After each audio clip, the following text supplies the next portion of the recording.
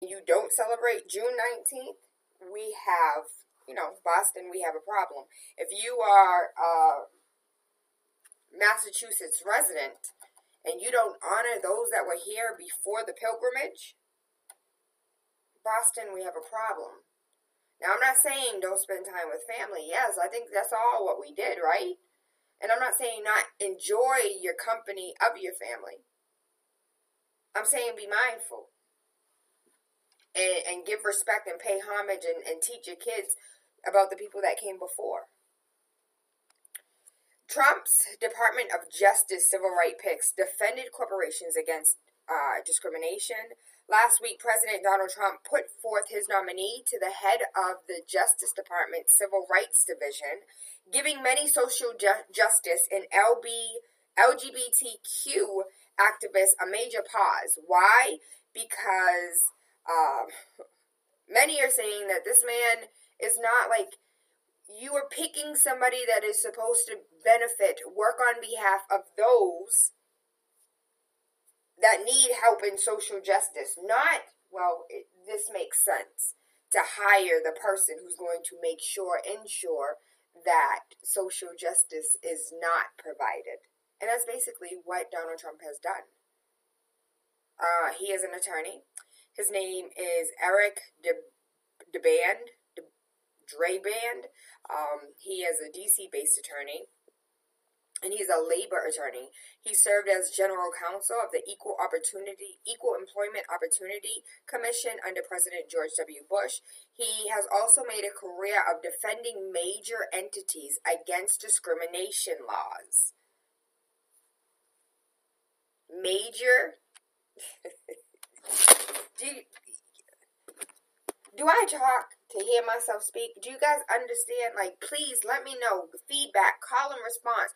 The pastor in the congregation, please tell me you hear the words coming out of my mouth. Please tell me that, damn, Tayla, this is really real.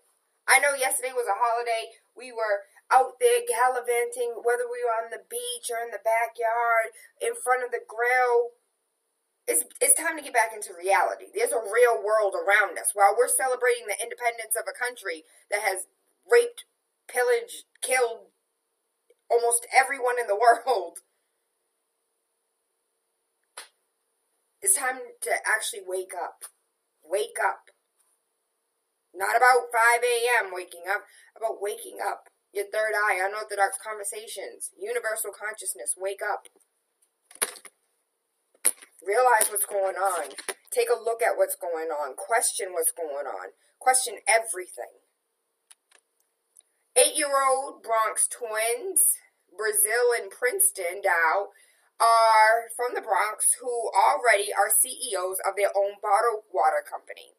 Water to Kids was born when the twins noticed that many kids don't drink water and often drink soda instead, and their goal was to create a product that would give children a healthy option and entice them to buy water that was branded directly towards them. Kids don't drink a lot of water because they don't see it in stores just for them, Brazil explained. The twins' mother, Elena Dow, is the acting COO, the Chief Operating Officer, distributor, and accountant. She handles all the logistics of getting the water from the company's bottler in upstate New York and distributing the cases to participant stores in the area. If you know somebody that owns a store here in Boston, if you are a store owner here in Boston, if there's any way that we can bring this to Boston, I would absolutely love to help facilitate this.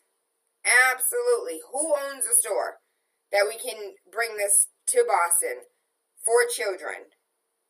Water to Kids is what the bottle is called, and I want to give a huge shout out. They're 8 years old, and they made their dream come true. They saw a problem, they saw a solution, and they fixed it. A Pennsylvania man was arrested in a road rage death of an 18-year-old beautiful baby, Bianca Robertson. After a 2-day manhunt, the 28-year-old Pennsylvania man was arrested Sunday and charged with murder in the shooting death of an 18-year-old Bianca Robertson. David Desper of Trainer, Pennsylvania, turned himself in at 2 a.m. and was arraigned on first-degree murder along with other charges in Robinson's death. In what is being described as a road rage incident, Robertson, who was planning to attend Jacksonville University in Florida this fall, was shot in the head Wednesday in West Goshen Township in Pennsylvania after she tried to merge into the lane at the same time as Desper, who was driving a red pickup truck. Robertson died instantly, and police found her car and body in a ditch on the side of the road. I cannot imagine being her mama. I cannot imagine the anguish and the pain and the hurt. Your baby did everything right. Got accepted to a great school. And now she's gone. Marilyn Mosby treated Baltimore cops like cops treat everyone else, and now they're coming for her. On May 17th, a coalition of law enforcement officers, attorneys, and community officials formed a super PAC dedicated to ousting Mosby from her position as Baltimore City State's attorney, according to reports. While the position is not typically the focus of a highly funded political race, the June 2018 Democratic primary is shaping up to be a very heated contest. In Maryland, a super PAC can accept unlimited funds from corporations, unions, and individuals. In case I stuttered over my words and you didn't quite understand, in Maryland, where Marilyn Mosby currently is, she's a Bostonian, her family's Bostonian, they are police. I want to give a shout out to every police officer doing his job, her job, every police officer that wakes up and puts on that uniform looking to help people, every officer that puts on that uniform looking to go into their community and help their community. In Maryland, a super PAC can accept unlimited funds from corporations, unions, and individuals, and the group has already released an attack ad against Mosby, even though she has no opponent. Also, in May, a federal appeals court put on hold a lawsuit accusing Mosby of malicious prosecution, defamation, and invasion of privacy against 3 of the officers who were involved in the death of that baby.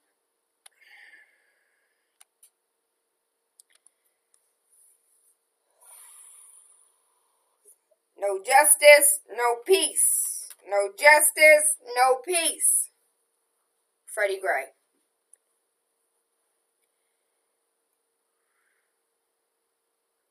Are you back to reality yet? You back to the real world? My kids were back to the real world yesterday when we went to the beach. And it was a private beach. And that private beach resided somewhere along the South Shore. And there weren't too many people that looked like us. And I did not have to say a damn thing. But those babies was just like, wow. I thought we came further than this. No justice, no peace. Students with an app head to the Mass Challenge event. This is an old article, but I want to give a huge shout out to Robert Simon, Christopher Michael, Paul Joseph, Devontae Murian, for their hard work, for their dedication. Their story reads, tucked behind an affordable housing complex in West Roxbury, the dimly... Okay, so, pause. I just wanted to remind you of how much I hated language. And, why was it necessary when these boys are doing amazing things? I'll tell you in a second. When they are doing amazing things, why is it necessary to talk about the affordable housing complex? Who cares where they came from, what they did, where they live? Can we just talk about their amazingness? The fact that they're not playing basketball or playing video games or sharing Xboxes, but what they're doing, they live around the corner from each other. They just won the Mass Challenge 2017 class. OCC Youth Unleashed, named after the community center will be among 128 teams participating in this year's Startup Accelerator, which begins this month and draws entrepreneurs, engineers, and up-and-coming tech stars from around the world. They are among the youngest participants in the Mass Challenge. They stand out for other reasons as well.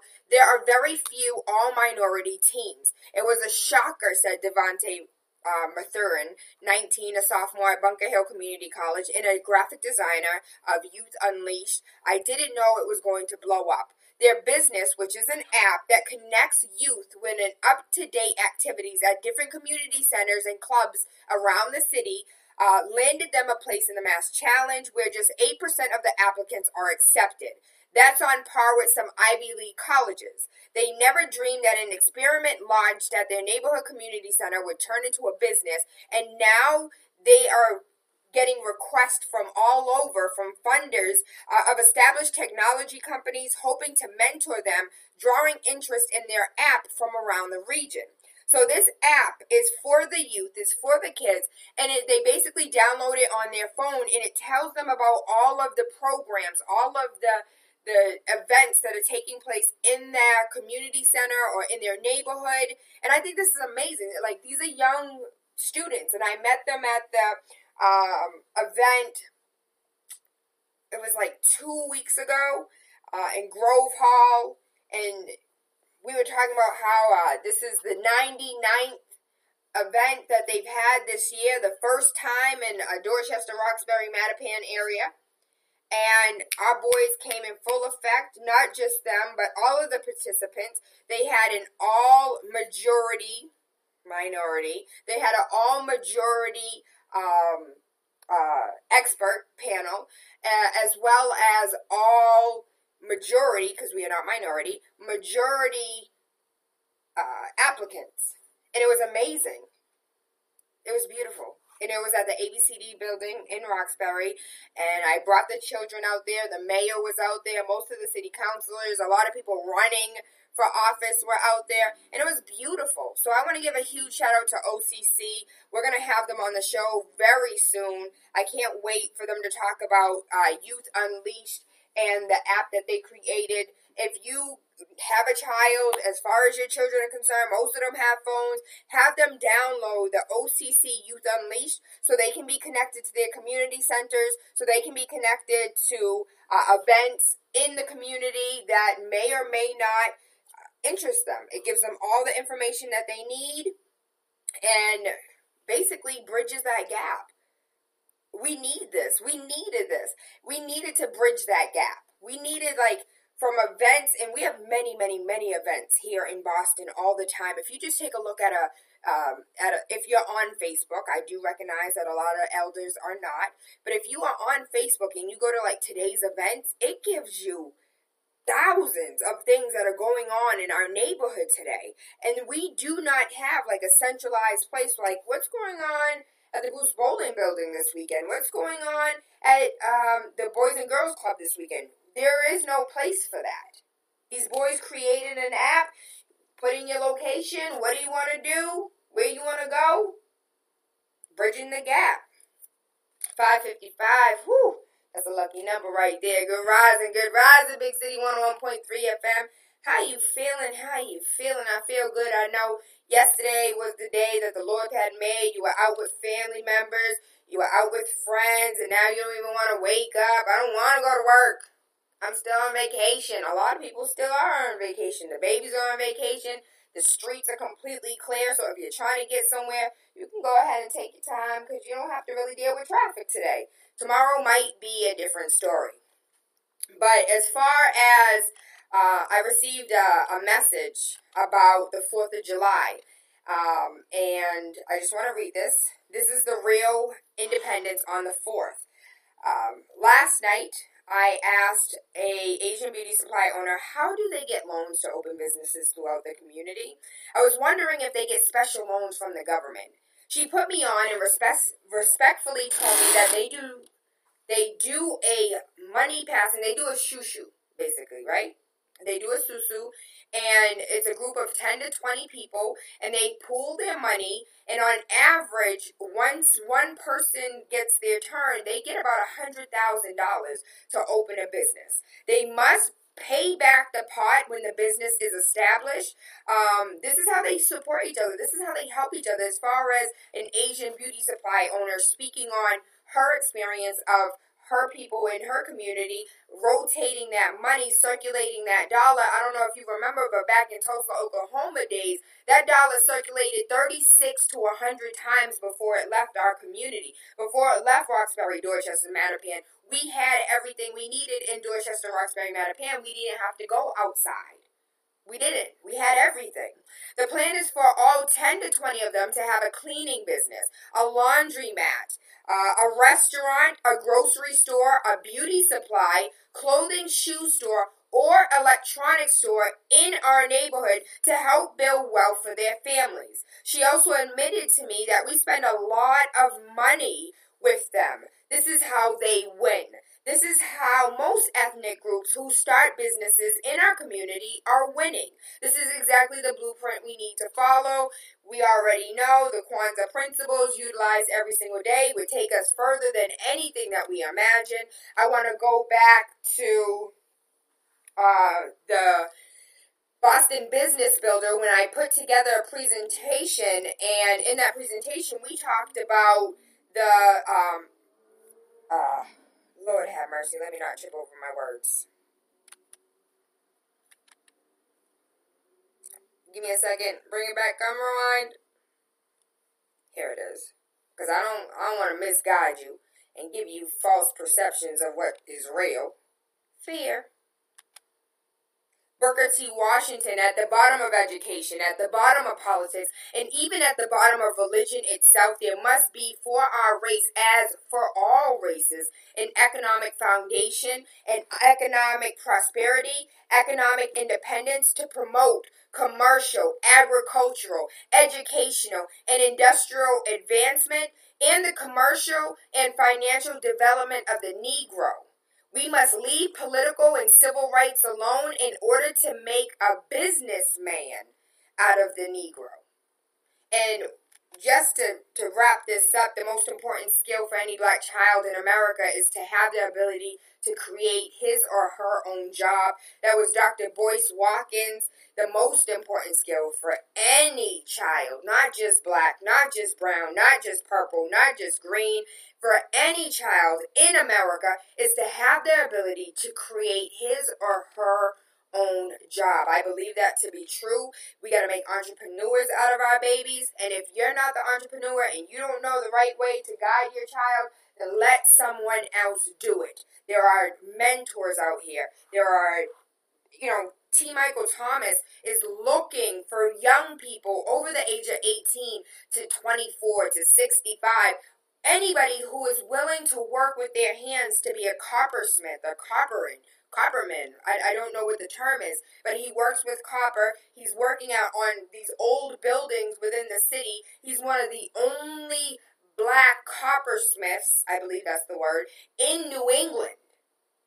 And he has a training component that teaches people while paying them at the same time. The People's Academy, Google it, do your due diligence.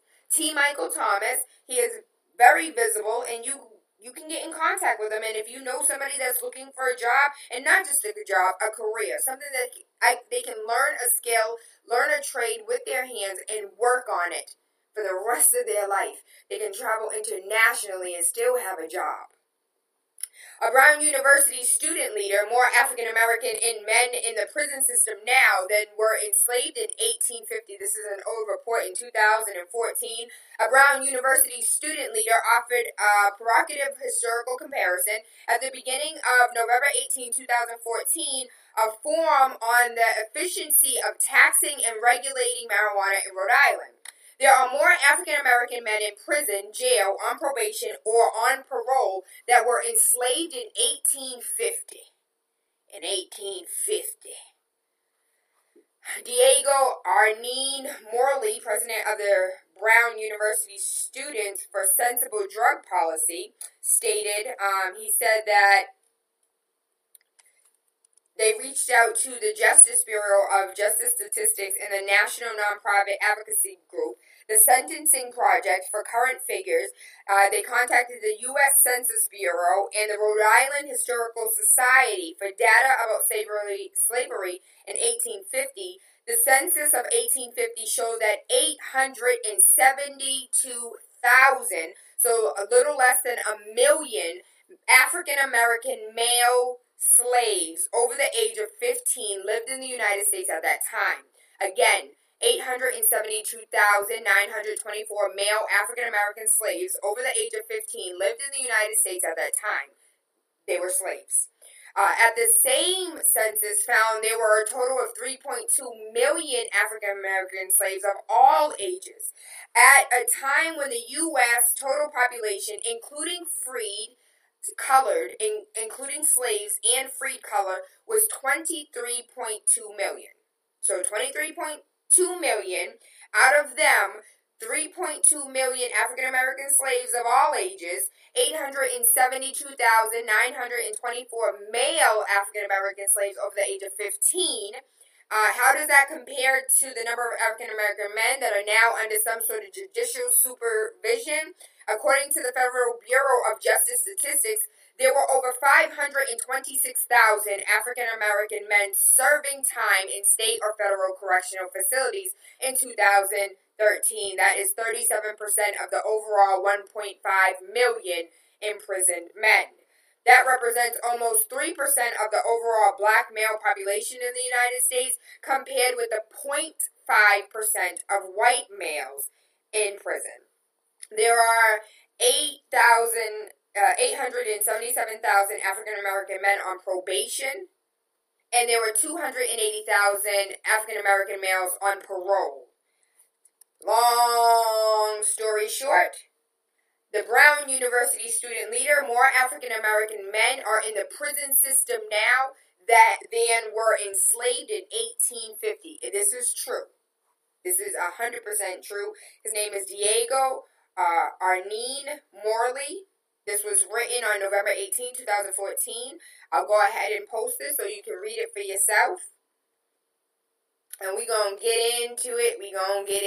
Okay, so for those who do know, really quickly, there was a video that was made. This video that was made was from a Boston police officer, and the BPD, Boston Police Department, launched an investigation about this video that was created. And it was shared by members of the Boston Police. It was shared by members of the Boston Police. Fox 25 blurred out the images of the officers. I don't know why on earth they did that, to respect the innocent, I guess. Not really innocent. We don't know where it was, or was somebody spoofing on the person or whatever. But when the statement was made towards the end, it was very disturbing and should be clearly denounced at the Urban League of Eastern Massachusetts. President Darnell Williams, we have so much respect for him. The Boston Police Department told reports that another officer alerted them to the video. Thank you. This show is not about to bash the officers that put on that uniform every single day and go out and help people. If you put on that uniform and you go out and you help people, this show is not for you. I am not talking to you. I am not degrading you. If the shoe don't fit, baby, please don't wear it. Okay? If it don't feel like, damn, if it does, if you feel some type of way, you might have to look in the mirror and question yourself. And just because of your race, your nationality, your color, your creed, your religion, does not make you exempt from having these feelings, right? Cognitive dissonance is real. The investigation into its origin and the officer depicted in the video remains an active and ongoing investigation.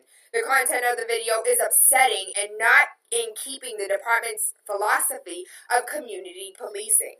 Marty Walsh told reports, if the Internal Affairs investigation finds an officer is responsible for spreading this message in the video, he will demand discipline. Thank you, thank you, thank you. So we do have Marty Walsh saying he demands discipline. He didn't say what type of discipline he demands, but he demands discipline. We have no place for this in our Boston Police Department. And if these videos are accurate, we have to take some swift action, Walsh said. We have a person whose sworn officer took an oath to protect the city of Boston and the people of our city. That means when they're off duty as well. The Urban League President Darnell Williams is part of a task force that works with the Boston Police Department in the community.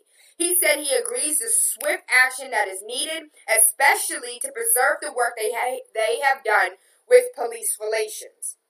It's just very disturbing as a black man because I'm one of those potential victims, he said. We've gone so far backwards, we make 16 steps forward and we take 600 backwards with this kind of stuff. The Boston Police Department statement reads in full that the Boston Police Department expects all officers to exercise sound judgment and to behave in a manner that reflects positively on themselves and the department.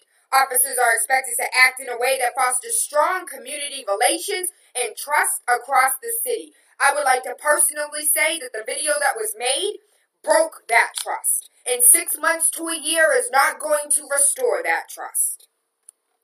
What I'm going to do now is I posted this post on Facebook July 3rd at 11:30 p.m. A lot of people didn't see it. I said that black people have met their match, in quotation. That was the quote at the end of the video. This year, black people have met their match. We cannot only hold Boston Police Department Commissioner William Evans accountable because he consulted William Gross, Darnell Williams of the Urban League of Eastern Massachusetts, Mamelo President Larry Ellison, Tanisha Sullivan, the current president of the Boston NAACP, Michael Curry, former president of the Boston NAACP, members of City Council, including but not limited to Ayanna Presley, Andrea Campbell, Larry Mays of the Civil Ombudsman Oversight Panel, respected members of clergy, Jack McDonald from Northeastern University, several law enforcement executives, including Charles Chuck Ramsey from President Barack Obama's Task Force on the 21st Century Policing, and Chuck Wexler from Police Executive Research Forum, and Officer D'Angelo's supervisors and colleagues. The question is, what did they suggest? This is Tayla speaking. The question is, what did they suggest, and did their suggestion fall on deaf ears, or did they feel like a 1-year suspension for black people meeting their match was a reasonable punishment? And just to give some information really quickly, the Providence firefighters just fired a firefighter that told an elderly woman to stop eating fried chicken. That was it, quotation marks. Stop eating fried chicken, they fired him. But here in the city of Boston, we have an officer that said, have you ever made a slideshow?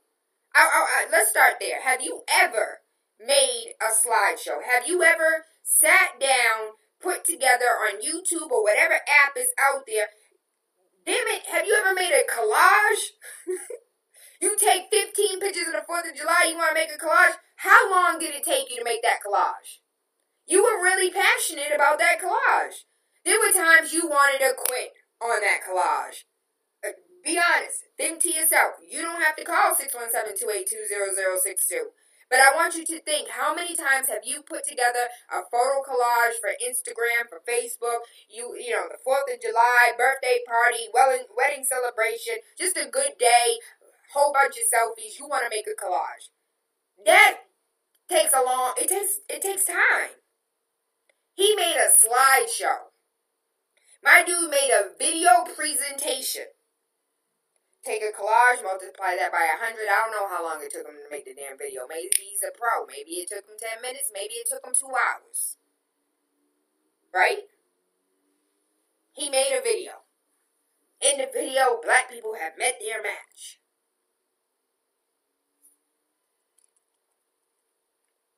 These are some of the comments that were posted regarding this issue. There is currently on change.org, there is currently a petition to fire him.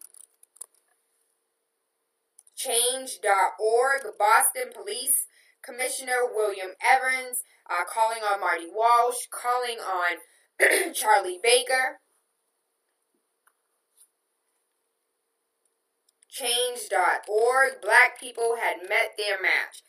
You can Google it if you are not socially connected on Facebook.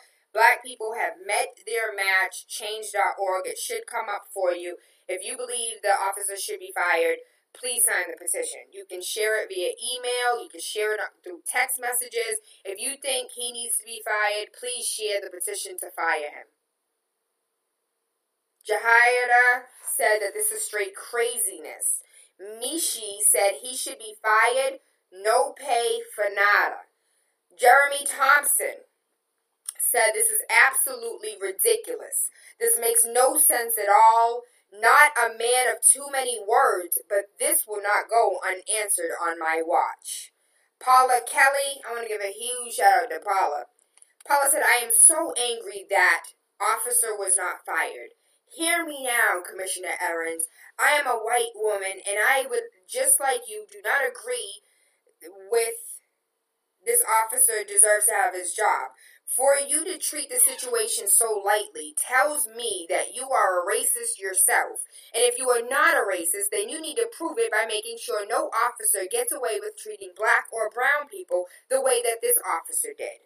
Mark my words, I will be keeping my eye on you and your department in your unfair treatment of people of color. Bozy said, it's more of the craziness related to the current president of the United States. He believes that he could say and do as he will and continue to get away with the hate, ignorance, and a feeling of untouchable power. Every dog will have his day. Trump and these fools, America is really going to show her ugly head.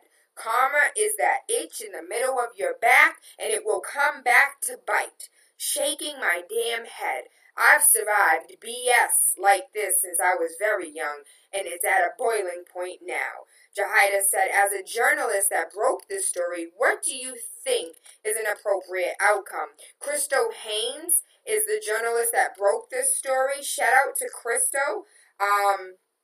She is a reporter at Boston 25, so Fox 25 News. I want to give a huge shout out to her and what she does and her work as far as all of the work that she's done in breaking stories and telling us the truth on what's going on. One of the comments says, hold on, these cats have time to make short films. We all know it's a cop who did it because nobody else will put pictures of cops in videos and send it to cops. Didn't he know there might be consequences for his actions? Was another question. I don't think he cared. But I want to give, again, Christo Haynes / journalist on Facebook.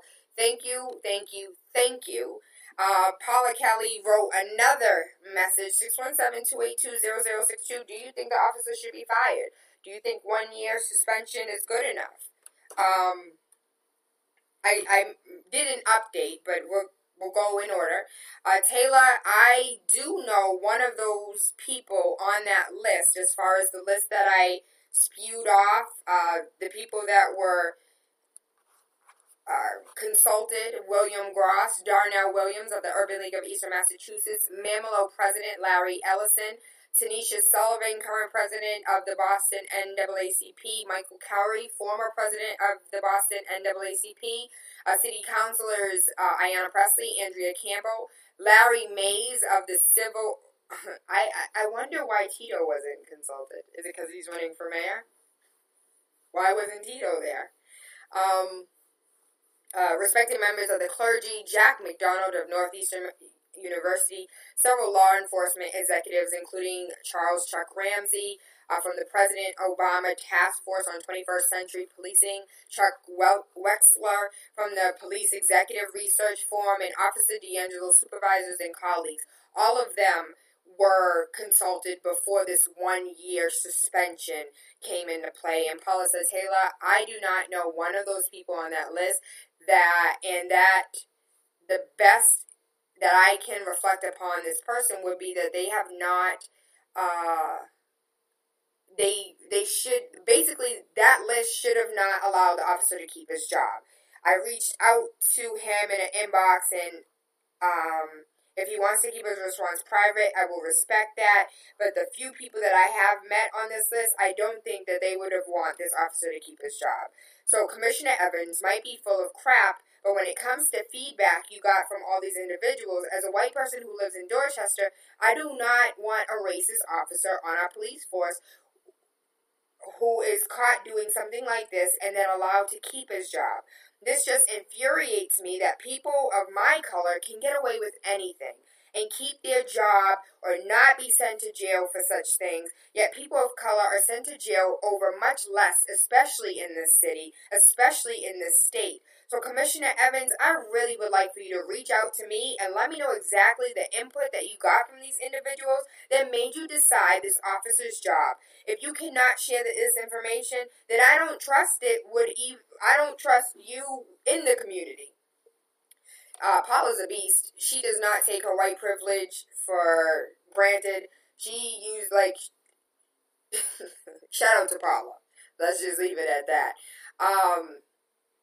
There were some questions that were sent. I'm going to go ahead and read the officer's letter, his letter of apology. Joseph D'Angelo Jr. is the police officer.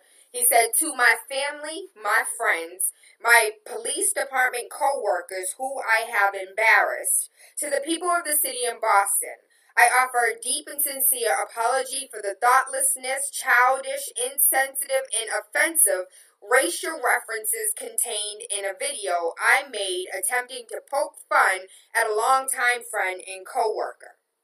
To those of you who know me and understand that I am a person who treats people of all races with dignity and respect, I thank you for your support over the past several weeks. To those of you who do not know me but are looking to judge me based upon my actions," substantial lapse in judgment is what he said, "I ask that you accept my apology and my representation of remorse. I was taught by my parents at a young age to respect people of all races, all colors, and religions, and was taught that all people, no matter what they look like or where they come from, should be treated the same. In both my personal and in my professional life, I have always acted in this manner, and I have always sought to treat people of all races and religions professionally and respectfully." I would love to know, has anybody ever had any pause his letter? I'm wondering if anybody has ever had any interactions with this officer, Joseph D'Angelo Jr., and what their own personal or professional accounts are. I'd love to hear from a police officer that works with him, that looks like the Dorchester, Roxbury, Mattapan community, and how did he maybe souped up. Listen, if you are a police officer and this shoe does not fit your foot, don't put it on. Okay, Cinderella? Do not put the shoe on unless it fits. There is hardly ever a time where I see Boston police look like the communities that they police. There is hardly a time I see Boston police respecting, loving, communicating with the communities that they police. Going back to Joseph D'Angelo Jr.'s apology letter, in both my personal life and in my professional life, I have always acted in this manner. I have always sought to treat people of all races and religions professionally and respectfully.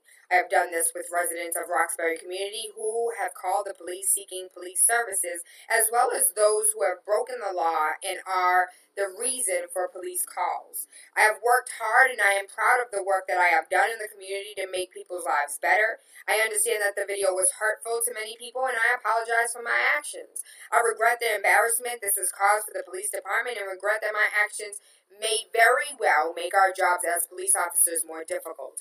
I ask that rather than being judged on this one act, I be judged upon who I am and what my actions throughout my life and my career have shown me to be. No, baby, this is the only thing that you went ahead and passed around. We don't see the video of you helping people. We don't see the video of you, those homeless men that were in the video. We don't see you going up to them, walking up to them, giving them socks or food or anything. Like, no, that's not the video you made. You didn't make a video showing your goodness. You didn't make a video showing you at Carnival playing mass with the girls, wind up, wind up, wind up. We didn't see that video. We saw the video of you telling black people that we've met our match. That's what we saw. That's what you made. That's what you took your time to make. And I, as a person who makes collages all the time, they take a long time to make, and you made a damn video, my dude. You made a video. We all make mistakes in life. You're absolutely correct. And some are bigger than others, he said. I made a big one and asked for your forgiveness. I don't forgive you. You know what? I do forgive you because I was raised right, unlike some people. I was raised right, and I do forgive you. But one of the things that I am not going to do is forget. Now, if you have a man or a woman in your life and you're in a relationship and this person blatantly cheats on you, like, goes out and cheats. I don't know how to non-blatantly cheat, but somebody goes out there and cheats on you. You are not going to take that lightly. You're not going to be like, oh, I trust you. 6 months to a year for me, I feel like this is, forget. They could have suspended him for 6 months without pay. They could have suspended him for 6 weeks, and we would have forgot. We would have forgot. We would have forgot. They could have suspended him 6 weeks without pay, sit at the desk, you come to work, chill with your friends. You can do whatever you want, but we can't pay you. 6 weeks, they'll forget about it. That's 6 months to a year. That's really that, like, they'll forget about it. They won't even, when you come back to work, they won't even think about it. Mark my word, mark it on your calendar. He gonna come back and it's gonna be a woo-ha. Hooray. He gonna get all types of slaps on the back and stickers on his locker. If you're a police officer, you put your uniform on every day to go help somebody, this show is not for you. Don't take it no type of way. Don't put that shoe on your foot unless it fits. Going back to some of the comments. Hey baby. Honestly, for as long as I can remember, Boston has always been low-key segregated with hella microaggressions. We see this with the gentrification and the widespread disparities, yet still this man has not motivated black folks significantly enough to stop the change, or at least speak up about it. Most black folks who live in Boston are holding on to it by a thread, even in the hood where police monitoring and the stench of despair is everywhere. If black folks aren't solely thinking about stretching that dollar into $20, they simply don't care. Whites have always frolicked through the city carelessly because they have and continue to think Boston equals white. Black people are regarded as walking giraffes, staining their nation of white privilege. When you think of Southie, you think of Irish. Even though it borders Dorchester, the South End borders Roxbury. Mattapan is one of the most diverse sections in Boston, but do you think the newcomers who work in the city live in those burbs or the boonies? Out-of-state college students or hipsters care? Not in the least bit. And if we step out of their delusions of what it means to be progressive, i.e., not fitting into their perfect picture view of Boston by reminding them of its black roots, they resort to tactics like this. Don't forget Boston has a racist history. The bus desegregation of the 70s was no joke. As much as we like to fake the funk with progressive rhetoric and all the inclusive, exclusive boundaries and diversity for those who make the cut, Boston has always been anti-black. No amount of race training or Caribbean parades are going to change that. The northern southern state asked the SNL comedian who has the power to rule it with an iron fist and grip the black folks by trying to prove power for themselves. Jahida said facts. Paula said, I sadly agree.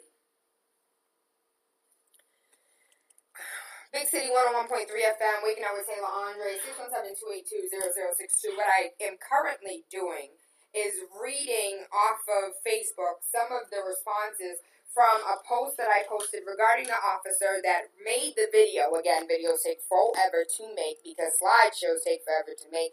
Crying out loud and putting together a collage of pictures takes forever to make. But this man had enough time on his hands to make a video and not showing his goodness, not showing him helping the community or helping his area that he polices, but of him, black people have met their match with a picture of, I can't call them bums, picture of homeless black men and Caribbean women playing mas.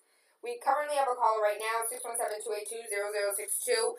There is a petition that's currently online. You can go to change.org, petitioning for that man to be fired. And a lot of people believe he should have been fired. There were many that were consulted about his discipline, and those people are the William Gross, Darnell Williams of the Urban League, Eastern Massachusetts, Mamelo President Larry Ellison, Tanisha Sullivan, the current president of the NAACP, Michael Curry, the former president of the NAACP, members of the city council, including Ayanna Presley and Andrea Campbell, Larry Mays of the Civil Ombudsman Oversight Panel, respected members of the clergy, Jack McDonald of Northeastern, several law enforcement executives, including Chuck Charles Ramsey, as well as Chuck Wexler, and D'Angelo supervisors and colleagues. 617-282-0062. Should he be fired, or is this 1 year suspension enough? Black people have met their match. How do you really feel? Good rising, caller, you live.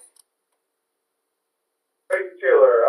I thought it was 6 months suspension. Did they move it up to a year now?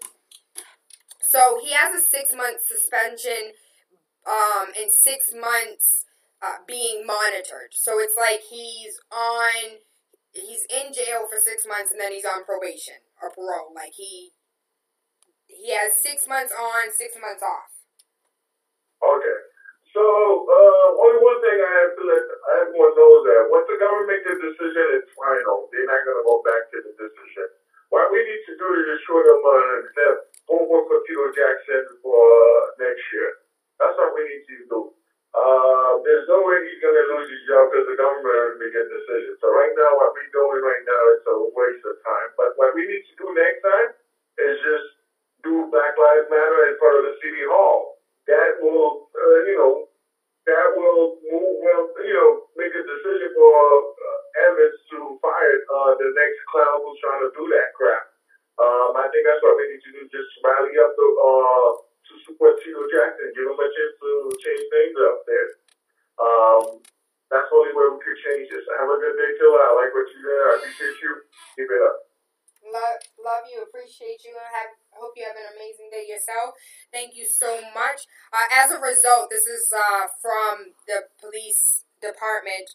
As a result of this valuable community input, Commissioner Evans has determined that Officer D'Angelo will receive a 1 year suspension with 6 months to serve. The remainder held in abeyance for a year. He will undergo significant retraining, undergo significant sensitivity and unconscious bias retraining. He will participate in recruit officer training on unconscious bias, meet with trusted community members, and perform community service in our neighborhoods. Additionally, the commissioner will reissue the department rules and non-biased policing and increase training on these important issues throughout the department. D'Angelo is 28 years old. He's been on the force for 4.5 years. He's been in Roxbury, policing Roxbury for 4.5 years, and he's being retrained. So some of the questions, if I can go back to the post that is currently on Facebook that a lot of people responded to, Reggie B, shout out to Reggie B, work to do. We do have a lot of work to do. He said this city and state is disgusting. He said that is disgusting and should be held accountable for the officer's actions. Those parties that were involved with the officer having his job should be ashamed of themselves. How can you sleep at night knowing you look nothing like the officer you helped in allowing him to keep his job? We have to go back to that letter that was put out by the commissioner. He was the one who made the decision regardless of who he consulted. As a result of valuable community input, Commissioner Evans has determined that Officer D'Angelo will serve a 1 year suspension with 6 months to serve. The remainder held abeyance for 1 year. He will undergo significant sensitivity and unconscious bias retraining, which means when he hit the force, they already trained him in this. And they're supposed to have continuous training in this. The training didn't work. The training didn't work. It didn't work. So if the training didn't work, what does it look like to give him retraining?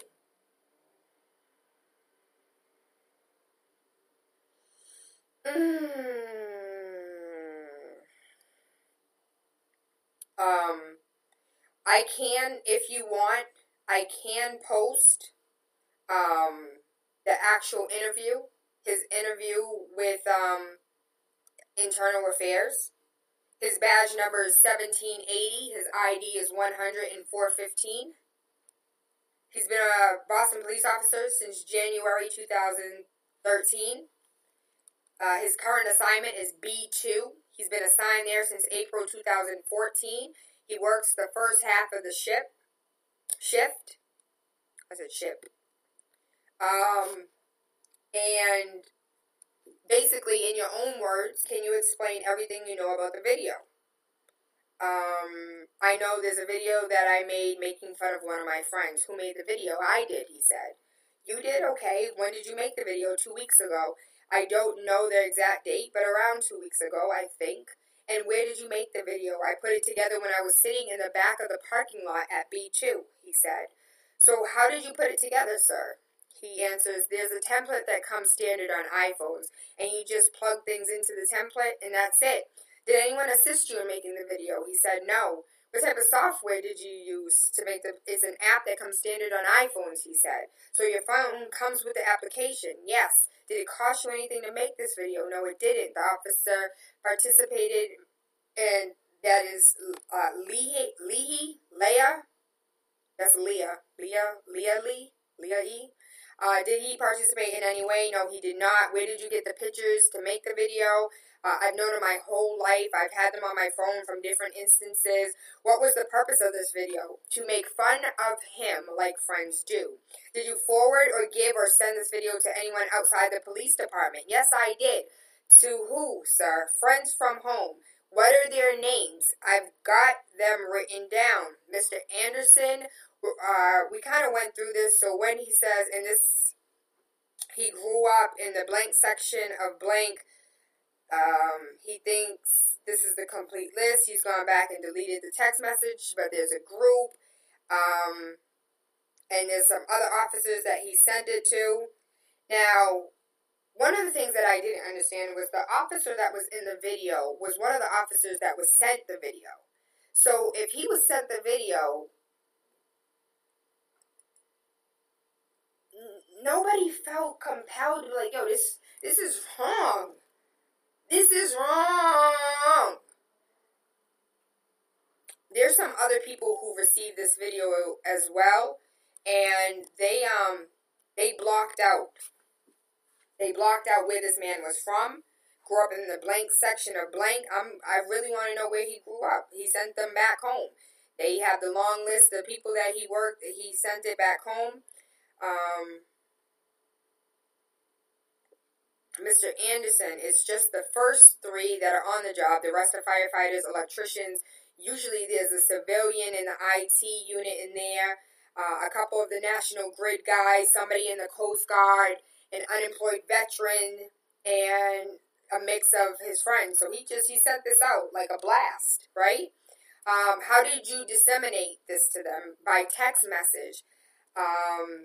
Did you forward the video to the media? No, he did not. Do you know anyone that forwarded this video to anyone else outside of the Boston department? No, not that anyone has told me. This is his interview. We work in a primarily African-American district, and he works in B2 as well. And that's why there was a reference of you guys working together at B2. Did Leahy, or we're going to call him Leahy, if that's not the correct pronunciation, please, 617-282-0062. Did he tell you at any time not to make the video? No, but he wouldn't have had the opportunity to tell him to do something because he was sitting in the back of B2 making the damn video. Did Leahy at any time tell you not to release it or forward it to anyone? I can't remember. That's your attorney answering. Nah, he didn't, actually. He thought it was funny. He was probably the first one to text back like, yo, I love it, B. Did he ask you to remove the reference of black people in the video? No, he did not. Leahy did not. According to this interview, no one asked him to remove the reference to black people in the video. Again, he was not involved in the video. They sent it to multiple people on and off the job. At the start of the video, the introduction, it says, Sharp Cheddar Studio. Is that familiar to you? It's a joke, he said. Leahy's nickname is Cheese, so I was putting a reference to cheese in there. So it's not like a studio or a group of people that do these type of videos or anything like that. How do you feel? Please tell me how you feel. Please tell me how you feel. Because I'm over here, I'm telling you how I feel. I'm telling you exactly how I feel.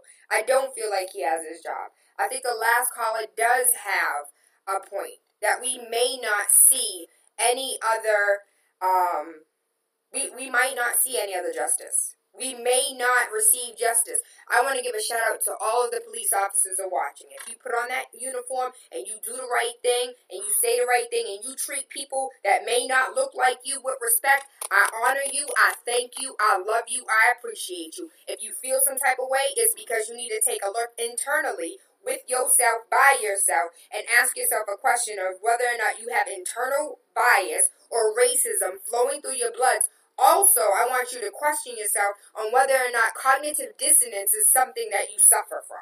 And if you don't know what that means, Google it.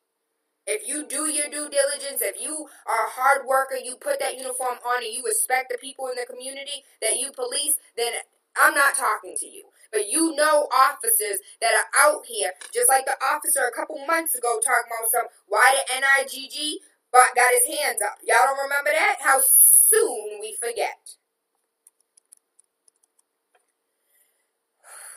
I told you, I'm going to try. I'm going to try to compose myself. But the fact is, the truth is, when they drive past you, they look at you crazy. When there's four of them pulling up in a Ford, they look nothing like you, and they have the arrogance that makes you just want to slap the hell out of them. If this does not apply to you, do not put the shoe on your foot. Let me go back to Reggie B. Those parties that were involved in this officer still having his job should be ashamed of themselves. How do you sleep at night knowing that you look nothing like the officer? You helped and allowed him to keep his job. Even though it is a city problem, but happened to be in the state of Massachusetts, this is what you call privilege on every level. Reggie, there were some things in there that I didn't understand, so I didn't finish. Amir wrote a whole lot. So these next few statements are from Amir on Facebook, replying to this conversation online. I wouldn't fault all the officers for the few who did this. Their threats don't matter because they're little boys playing stupid game that could cost them their jobs. They're not coming to the hood to do nothing. I say let him keep his job, but give us the name and the community gets restraining orders against him. Then if he shows up, we show out. His best bet is to get the hell out of the community, period, and stay away from us. I asked Ken Williams, is that true? Like, can community members get a restraining order against a police officer? Amir said, any individual person can get a restraining order against another. I suggest up to 100 people file in court on the same day at the same time. As long as you have the name or the badge number, he can be served at his place of business. And then Amir went ahead and posted the link of the Orders of Protection Guideline in a PDF form. Kamal, shout out to Kamal Parker. Shout out to Kat. Shout out to Joint Ventures. He said, you have to swear to feeling in danger of this, people. Not sure it would hold up in court. Amir went ahead and posted another post about judge issues a temporary order on the use of tear gas on Ferguson protesters. A mayor went back to say, you do not have to swear to anything. In Massachusetts, all you have to do is say you are in fear. No one can say that you're not in fear. We can file as a collective. Do it in federal court. They have the jurisdiction. Your reasonable fear? Name any black male that has already been killed in the U.S. We all know restraining orders are given to people who swear under oath every day. You can't be held for perjury when you're complaining as a plaintiff. If I have to go to court to file it, I will. But I need the names of the people who want to be down as well. Besides, that officer better not come back to the hood. A mayor said they give them out 7 days a week, 7 days or 14, that's enough for headlines. And basically putting together, having a group of people show up at court and putting a restraining order against him. He works in B2. He'll be back in a year. So if B2 residents, Roxbury residents, go to court and say, I don't feel safe with this man here, I guess we would have to wait for him to come back to his job and then file the restraining order to keep him at bay so he's not back in the community. And you have to be XYZ feet away. So if there's certain people that live in certain areas, there's certain places he can't go. Amir, I get it. I absolutely get it. Mo Genesis, what up, Mo? He said, we've seen this movie before. Amir was just like, yo, we need to get restraining orders, babe. If everyone in Roxbury gets a restraining order against this officer, he can't go to work because he can't go nowhere. He's in violation of the restraining order. Stacy Jackson, hello, mommy, hello, peace and blessings. If all the people of color from Boston do not support each other's efforts, there will be no more people of color in Boston.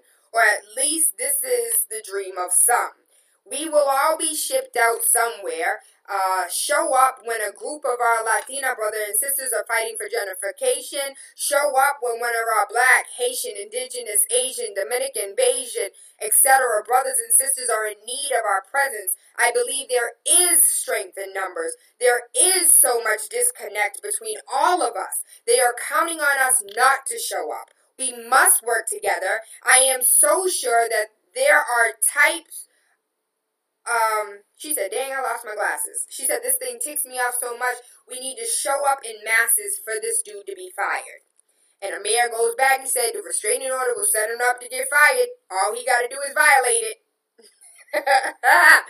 A mayor is a beast. Well, Sharice M. Perry, she is an attorney. I want to give her the biggest shout out that I can possibly get on a big city, because Sharice Perry said, who cares? Again, going back to the post that I posted on Facebook, I said that we can not only hold Commissioner Evans accountable because he consulted William Gross, Darnell Williams, Mamelo President Larry Ellison, Tanisha Sullivan, current president of Boston's NAACP, Michael Curry, former president, Ayanna Presley, Andrea Campbell, Larry Mays, Jack McDonald, Charles Chuck Ramsey, Chuck Wexler, D'Angelo supervisors and colleagues, and police executive research. And I say, listen, we can't just fault Commissioner Evans because he consulted these other people. Either their words were fell on deaf ears and he didn't listen to anything they had to say, or he went ahead and did his own thing. And Cherie said, who cares what they suggested or had to say? From this esteemed list of individuals, I'd like to hope they suggested termination. But why wasn't the ACLU, the American Civil Liberties Union, and Lawyers Committee consulted? Oh, I know. Why was anyone consulted? Commissioner Evans and Boston Police Legal Counsel had the wherewithal to know that the officers should have been terminated. If they didn't, they too need to be fired. I want to read that again because when I read that the first time yesterday, I was like, hallelujah. I felt like, sweet Jesus, there's a fire. I really did. I was like, damn, drop it, baby, drop it. Who cares what they suggested? From this esteemed list of individuals, I like to hope they suggested termination. But why wasn't the American Civil Liberties Union, and the Lawyers Committee consulted. Why was anyone consulted in the first place? Commissioner Evans and Boston Police Department legal counsel already had the common sense to know that this officer should have been terminated. If they didn't, they too need to be fired. There is too much tolerance to racism and racist behavior. 4.5 years on the force, he came in with that level of ignorance and lack of maturity. Forget what his mother taught him. What did he teach himself? When you give white people a pass that would not have been afforded to a black officer, you are saying this behavior is acceptable. Offering racial and implicit bias training to one officer for his behavior does not solve the problem. I want to remind you that there was a list of individuals, firefighters, and ambulance. What are they? ETMs, EMTs? Dyslexia is real. EMTs that were sent, electricians that it was sent, National Grid representatives.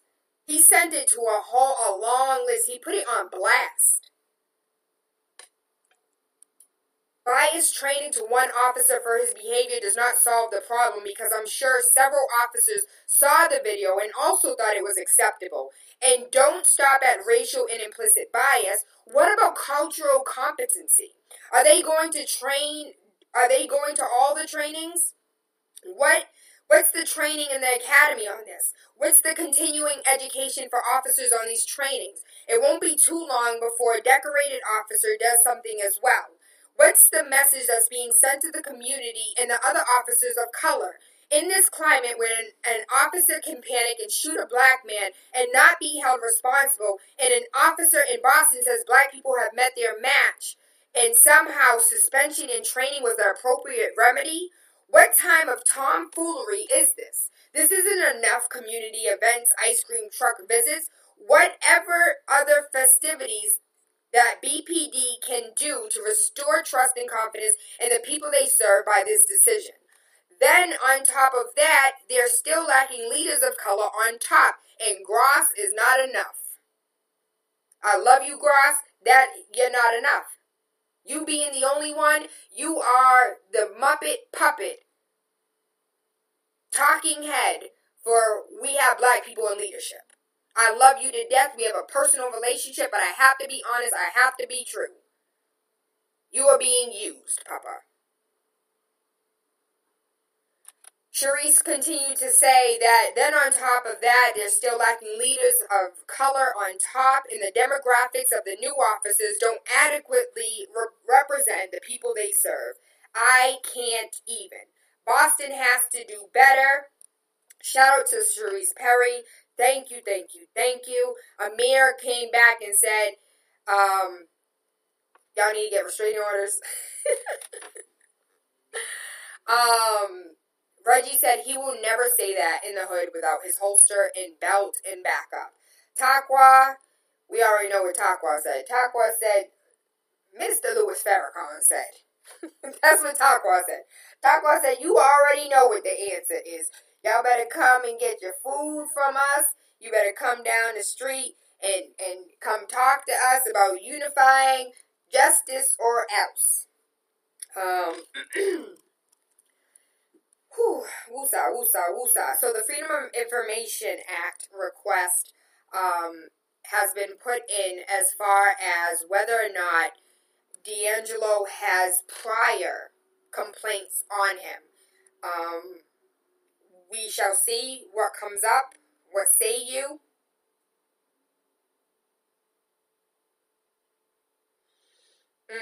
Shout out to T. Michael Thomas. Shout out to the People's Academy. Ken Williams said, why not force the police commissioner to apply the emolument law equally? A public servant has no First Amendment protections as a matter of public concern, telling a racist joke. Past legal precedents, Linda M. Pervera versus the Commissioner of Social Services. The court ruling that Marshall C.J., we consider whether an investigator employed by the Department of Social Services, DSS, or Department may be disciplined for making an offensively racist comment at a testimonial dinner for retiring members of a city council. We conclude that the decision taken up by the public agency to discharge her terminated must be upheld. We reverse an order of summary judgment in the favor of the employee. In this case, info needs to be disseminated to help concerned citizens protest on firm legal ground. We're going to see if we can get Ken in the building. He was unavailable due to, holiday. It's holiday. A lot of people were on vacation. So we're going to see if we can get Ken in the building because Ken, along with a couple other guests in the past, have been able to win lawsuits against the government for racist and bias and discriminatory practices. Again, Ken said this case info needs to be disseminated to help concerning citizens protest on firm legal ground. Because we can sit here and rah all day. But I saw a bumper sticker yesterday that said F your protest. And it was a picture of a car running over people. I was in Duxbury, by the way. And they had a Trump sticker on their car. This racist cop's 6-month suspension is an unreasonable outcome based on what he admits to doing. I hope this helps Tayla. Again, that was from Ken Williams. Pastor Pastor Bruce. The truth is the commissioner's office staff called various people and did not ask for their opinion, but simply told them what was going to happen. Again, a mayor stated, we need a restraining order. Multiple restraining orders around the city so that he cannot go back to anywhere in the city. Because if you are violating your restraining order, boo, you gotta go. Who live in Roxbury want to get a restraining order in 6 months against the officer because you feel unsafe because he told you you have met your match? Black people, you have met your match. And I would like for you all to meet his match by signing the petition and calling for his resignation. Oh, dyslexia is so real. I would like to see him resign. I would like to see him step down. I would like for him, in good conscience, to say, you know what? I think I'm going to go to Newton. You know what? I think I'm going to go to Wellesley. You know what? I think I'm going to go to Norton. You know, Norton is like a really small town. Norton might be perfect for you, where you won't have black people to have your match. You might want to reconsider where you work, baby. You might want to reconsider relocating. You might want to reconsider. And a mayor is still saying you guys need to get restraining orders. Restraining orders around different areas of B2 so that he cannot travel in B2. Whether for 7 days or 14 days. And keep putting a restraining order against him until he no longer works in Roxbury.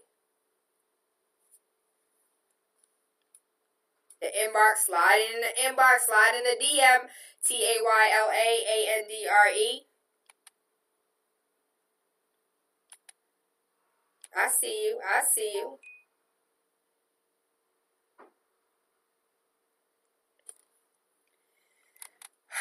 Wake up, everybody. No more sleeping in bed. No more backward thinking. Time to thinking ahead. Do you want to open a business? Do you have 5 or 6 people that you guys can put $25 a week in a pot? Do you have 5 or 6 people that you guys can work together and every month someone gets that pot of money? I want to go back to this post that was shared with me.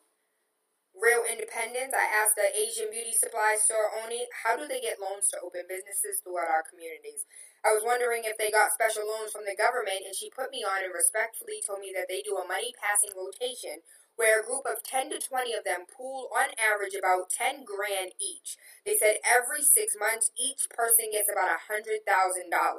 out the part to start a business. They must pay back that part when the business is established, and this is how they support each other. This is how they help each other. They only hire family and friends who work for very low wages until it's their time to do their own business. The plan is for all 20 of them to have either a cleaning business, a laundromat, a restaurant, a grocery store, a beauty supply store, a clothing or shoe store, or an electronics store. I brought Professor Devin Robinson here. Came out of my pocket. None of these organizations put in.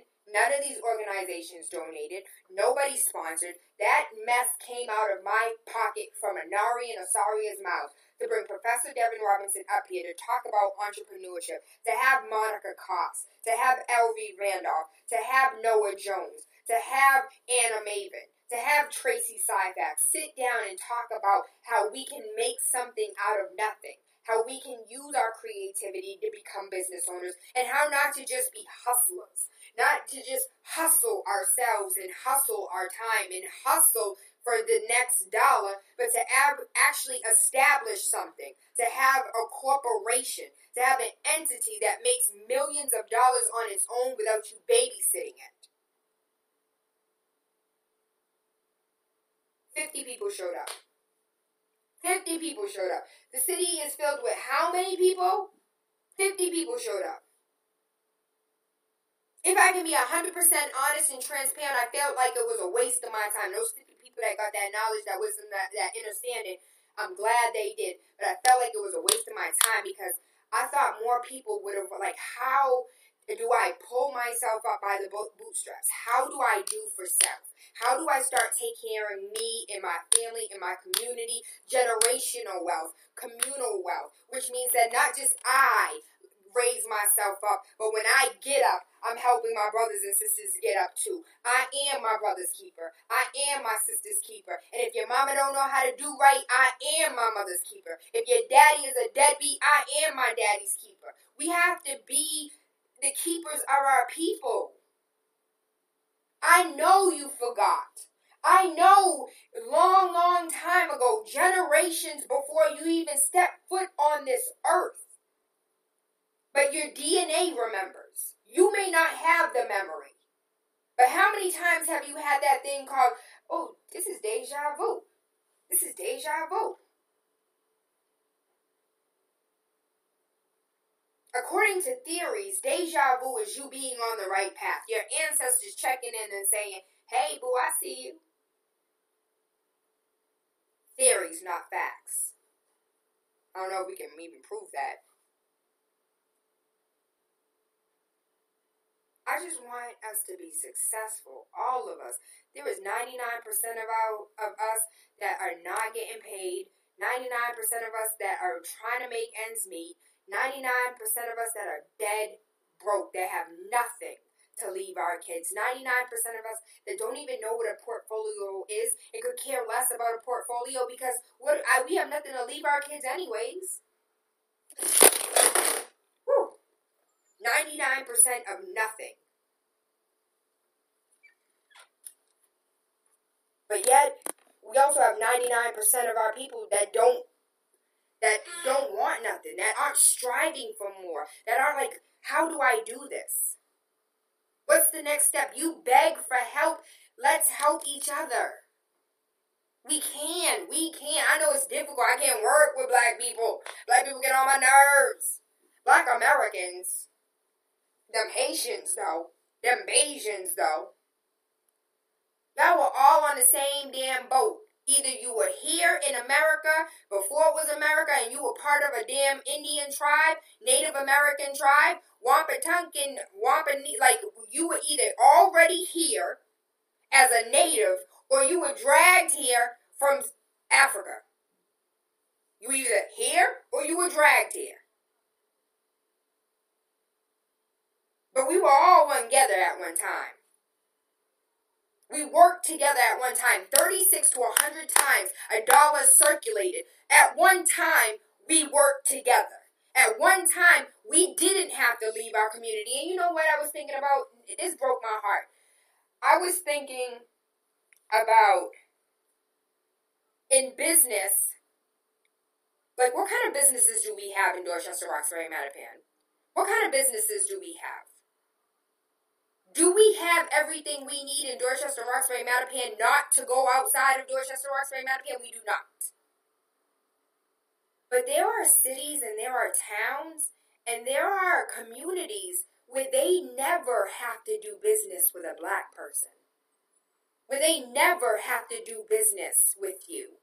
They don't have to spend their dollars with you because they have everything they need in their community. For crying out loud, the Jewish people have kosher foods in big chain grocery stores. Like, that didn't happen overnight.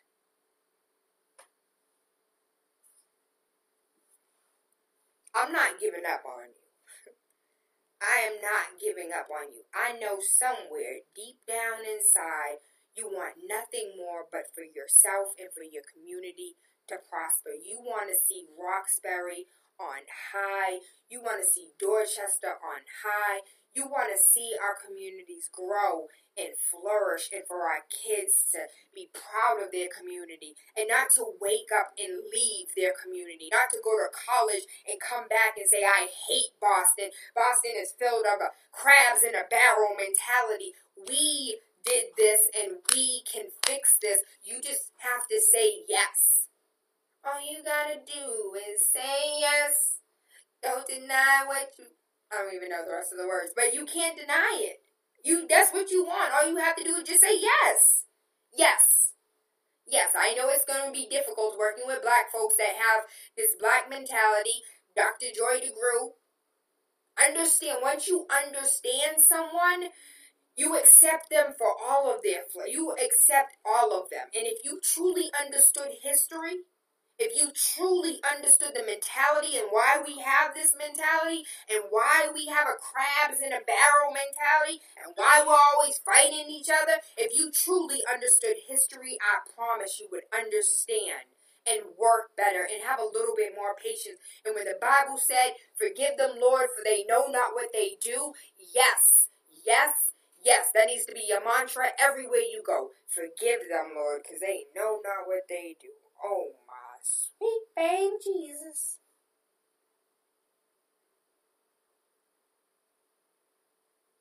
That police officer still has his job because we allowed him to. That's the truth. Regardless of what the commissioner said, the truth is that police officer still has his job because we let him. We let him. We did that. 1 year. 1 year. 1 year. I'm going to go ahead and post the interview. And you can read it for yourself. Share it for yourself.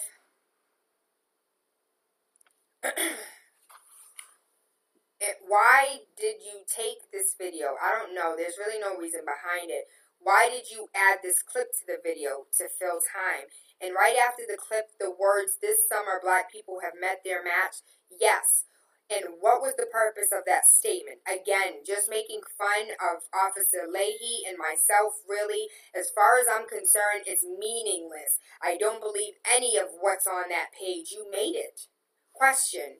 And this was followed up by a picture of 4 African-American females dressed in what appeared to be carnival costumes. Did you take that picture? No, it was a Google image I found on the internet. And can you tell us why African-American male and female were depicted right before that text message, black people have met their match? It's just speaking to, like I mentioned earlier, the fact that B2 is primarily an African-American neighborhood, and that's where we work. That's where we work. For D'Angelo, do you have any personal bias against African Americans? No, I do not, he said.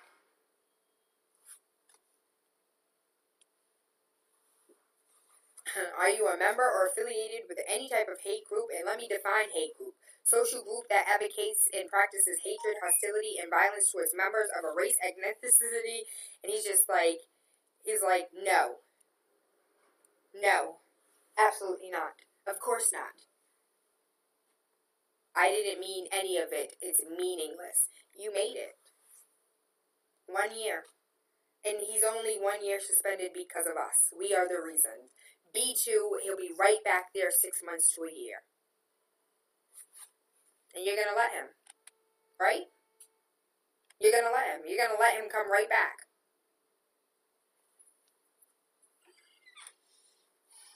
I thank you. I love you. I appreciate you. What I would say is I would love for every single last one of you to go ahead and get your firearm fred on. The children and I will be there on Friday. I'm going to go ahead and create an event. I would love for you to come. We are going this Friday with firearm fred. Pew pew, pow pow. To get our firearm license. Well, I just want the kids to train. I want Anari to be a skilled marksman. I absolutely want him to be able to shoot from 10,000 feet, if that's even possible. I want my children skilled. I want them skilled in hand-to-hand combat. I want them skilled in firearm. I want them skilled in hand-to-hand weaponry. I don't know what you want for your kids, but I want them to be able to protect themselves. Firearm Fred is 617-293-1011. I want you to support the businesses in your community. I want you to support your neighbor. Say, neighbor, I support you. If your neighbor is selling snow cones, buy one. If your neighbor is selling sneakers, buy one. If your neighbor is out here making dresses, buy one. And you know what? In all honesty, I like the fact that I have more custom pieces than I actually do like store-bought pieces. For all of these amazing designers in the city, there's no reason why you need to go to a big box business to get a damn thing. We got to figure out who has what we need. What you need? What you need? Oh! What I need is for us to work together. That's all I want. That's all I've ever wanted. For us to win, no matter what. And we are resilient, and we are amazing individuals. We are amazing people. We just need to work together. We need to see each other's brilliance. We need to see each other's competency. We need to see each other's skill. We need to see each other's amazingness. And we need to stop pointing at people's splinters in their eyes when we ourselves have logs. We need to stop pointing at other people about what they did or didn't do or need to do. And we need to focus on what the hell we need to do ourselves.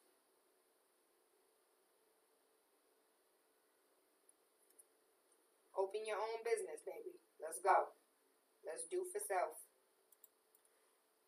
I thank you. I love you. I appreciate every single last one of you. I love y'all so much. I want you to win, baby. I want you to win. I want you to win. You will win. Words are creative. Words are creative. Your thoughts become things. And what you speak and what you think becomes your reality. So if you think that for 5 seconds this man thinking and speaking and texting and writing and sending it on blast to his friends, black people have met their match, carnival, and unfortunate souls that don't have a place to go, is black people meeting their match because we work in Me Too and it's primarily black people who live there and we work there. That was an acceptable answer. You thought that was acceptable. Y'all didn't think for 5 seconds to move his ass to Southie. You didn't think for 5 seconds to move his ass to the North End. You think it's acceptable for him to feel the way he does about black people, to send this out to firefighters, to send this out to electricians, to send this out to the civilian working in the back, to National Grid, to send this out to the blast email text message that he sent. And for him to still be in the black community when he said black people have met their match, you done lost your ever-loving mind. And you gonna let him come back to work. You listening. You about to change the channel because you feeling some type of way. You about to let that man come back to his job. Just like you let everything else happen. God gonna take care of him. You just go pray on it. I'm going to pray on Friday when I get my marksmanship up. Shots fired. Right, baby, you know what it is? It's DJ Sus One, the feature presentation. I'm so mad, so mad, so mad.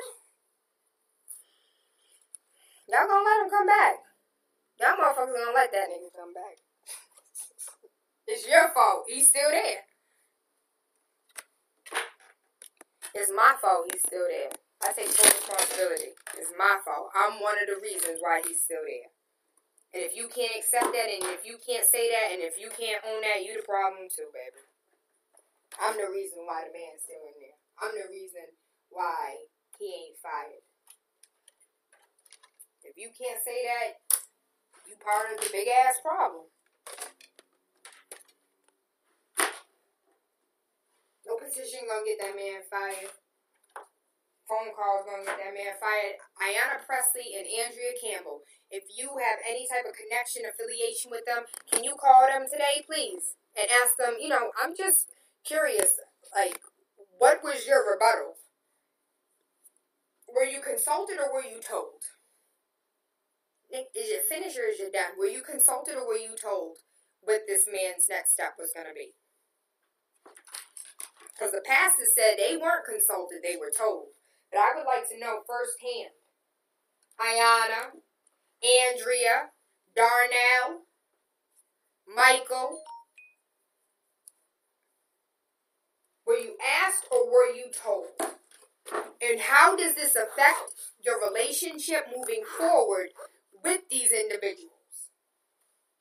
That basically told you to sit down, shut the fuck up, because the nigga coming back in a year.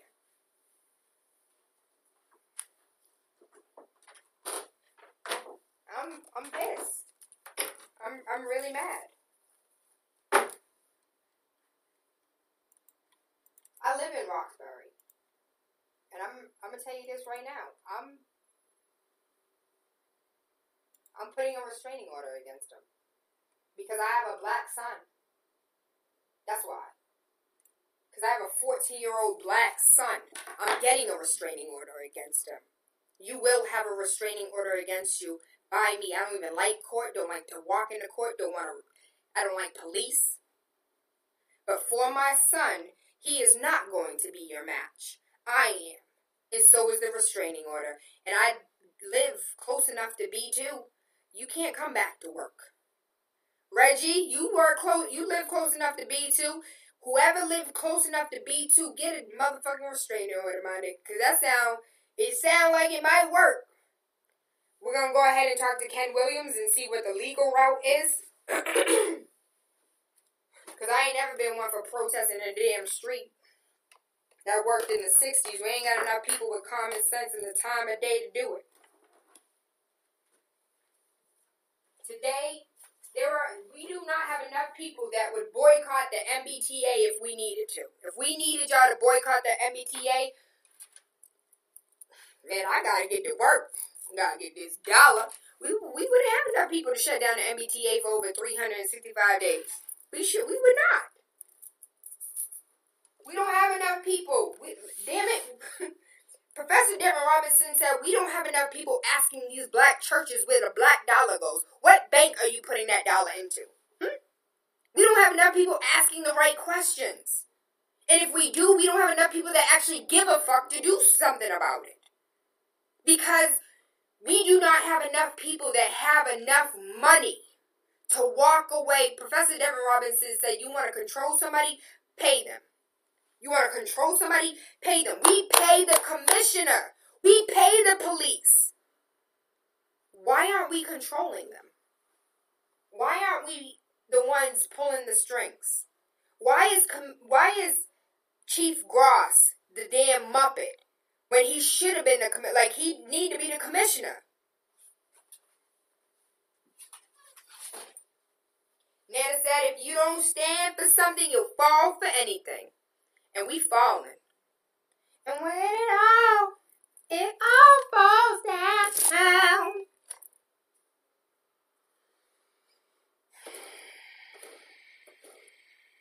I'm tired. I'm tired of being disrespected. I'm tired of being mistreated. I'm tired of accepting it. And I'm tired of us accepting it. I'm tired of us not doing nothing.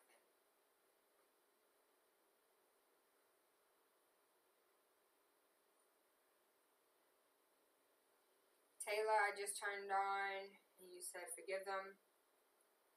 Paula, I was saying forgive them for they know not what they do, as far as black people saying they don't want to work with black people, as far as black people saying they can't work with black people. Reggie, I'm going to call you back. As far as black people saying black people are a pain in the ass, forgive them for they know not what they do. Dr. Joy DeGruy said that this mentality was embedded into us. This wasn't something we just woke up and said, hey, I think I want to be.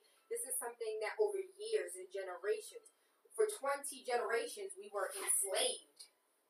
For 20 generations, we had no rights. For 20 generations, we couldn't do a damn thing.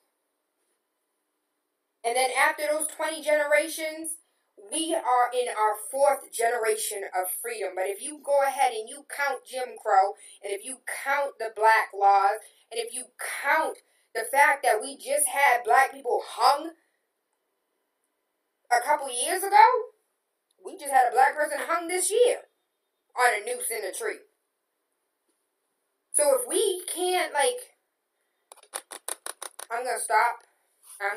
But Paula, I thank you for not, as far as your white privilege is concerned, I am so glad you put that shit on blast. As a white woman, for you to say, nah, this shit ain't fair, this shit ain't right, I don't like it, this ain't the way we should go. For you to do that, I can't tell you how much respect that I have for you. Because a lot of white women out here want to sit here and act like they're not the problem. And you're like, you know what? I am the problem. And people who look like me are the problem. And I take that on with full responsibility. And I want to teach my people how to understand this mindset. How to understand this. So, Paula, I just want to tell you that I love you.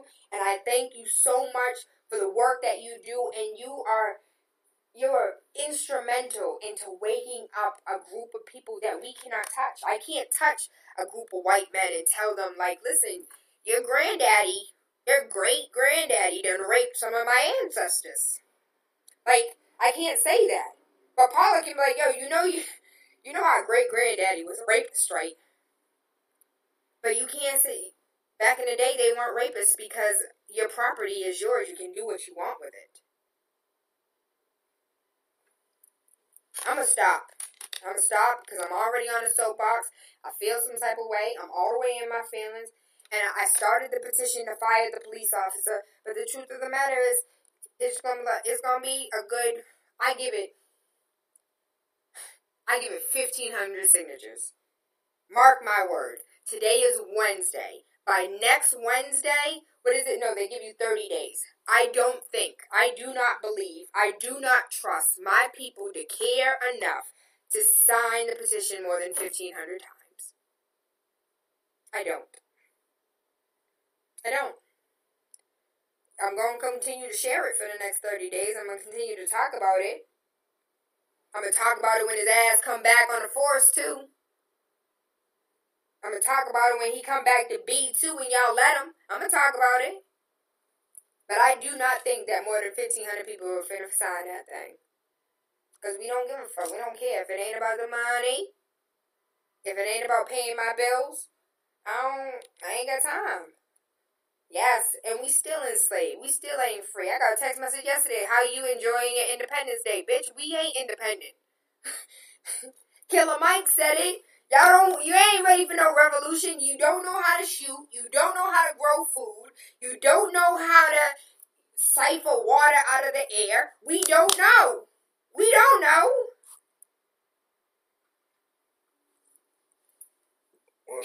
We don't know how to hunt. We don't know how to fish. We don't know how to farm. We don't know anything to sustain ourselves. You ain't ready for no motherfucking revolution.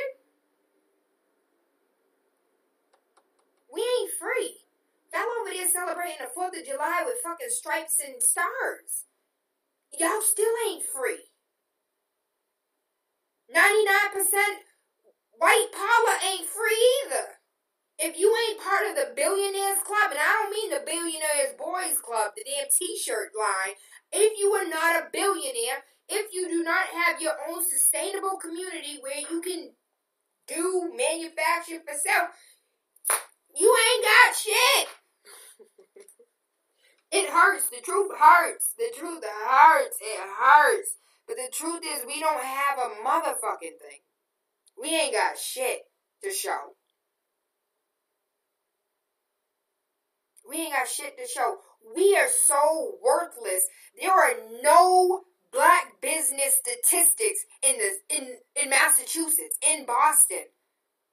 Nationally. I looked nationally. There is no statistic for black businesses. That's how much y'all motherfuckers don't matter. There are no statistics for you.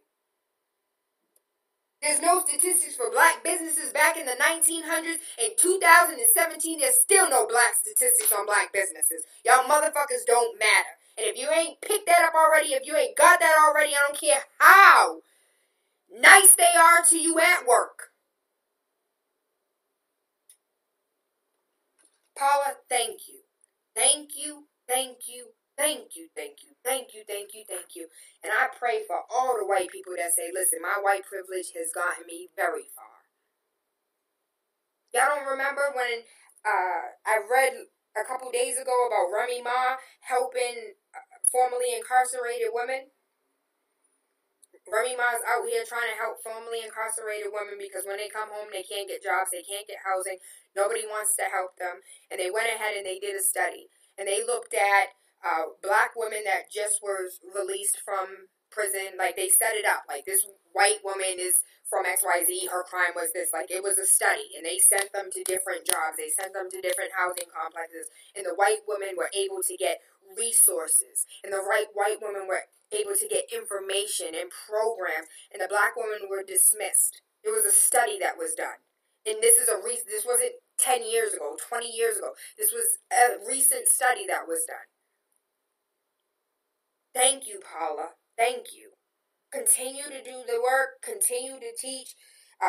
There is a white privilege symposium. Did you know there's a conference for people that identify their white privilege? And, like, how can we help? What can we do? There is a damn conference for it.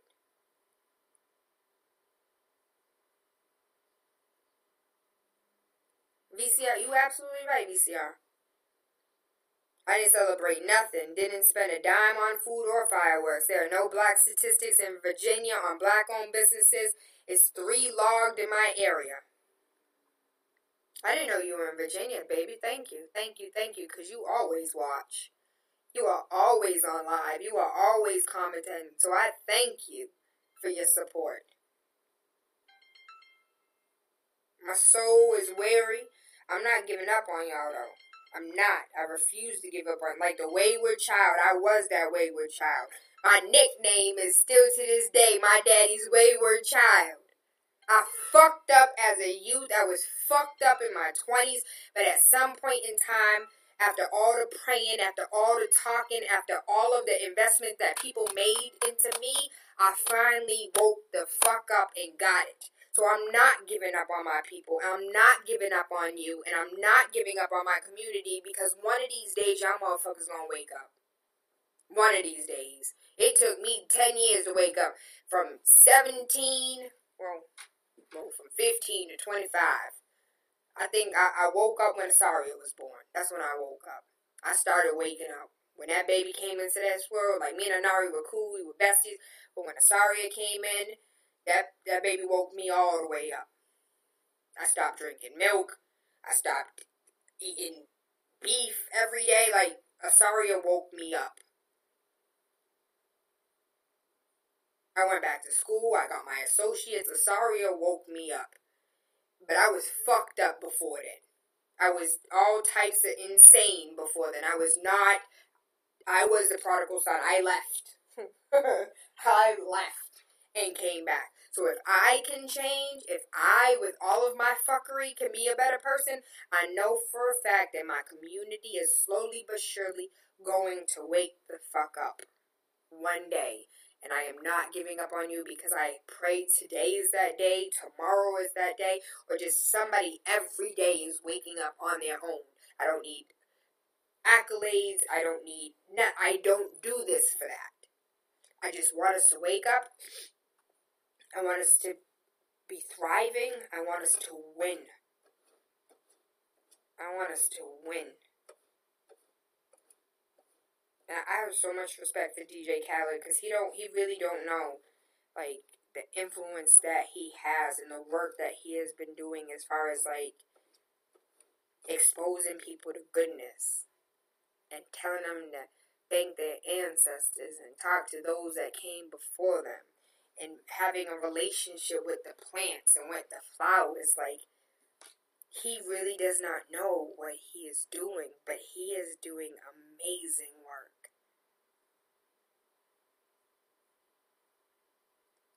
I'm sorry for those that are like, damn, Tayla. I even had somebody tell me, like, yo, Tayla too much for me, because she be going all the way off. Tayla need to learn how to calm down. Tayla be yelling. Sorry, not sorry. When I'm passionate, I'm passionate, and I ain't about to scale that down. We have a police officer in Boston that's finna get his job back. Probably less than 6 months, in about 5 months. 5 months, 2 weeks. The countdown begins. He's coming back to Roxbury. What you gonna do about it? Probably nothing. If we don't stand for something, we fall for anything. And we falling for that 1 year suspension okie doke. And he gonna come back to work and get pats on the back. And chucks and giggles. And there's gonna be more videos. This time they gonna keep it between the ones that didn't snitch. And they probably know the one that snitched. They probably know the one that the oddball out that have some sympathy for somebody. Y'all all know the snitch in the family. Y'all all know the person who don't have the strong stomach to handle things. We all know who they are. And they probably already know who kicked out of that group chat.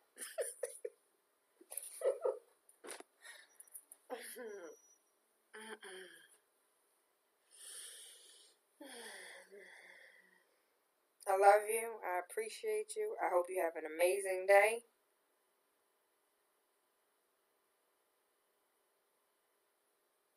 And I want to thank the 2 officers that pulled up on me on, today's Wednesday, on Monday. That pulled up on me on Monday and told me I was in their way after they damn near did a front-end collision with my vehicle.